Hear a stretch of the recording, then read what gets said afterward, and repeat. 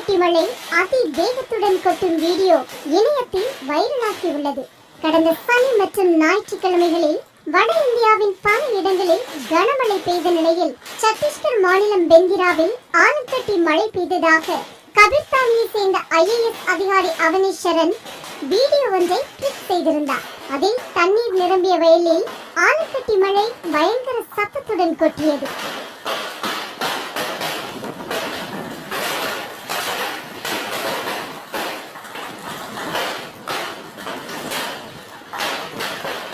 இந்த வீடியோ இணையதளத்தில் வைரலாகி பலரையும் ஆச்சரியத்தில் ஆழ்த்திய நிலையில் உண்மையில் அந்த வீடியோ வியட்நாமில் எடுக்கப்பட்டது என்பது தெரிய வந்துள்ளது.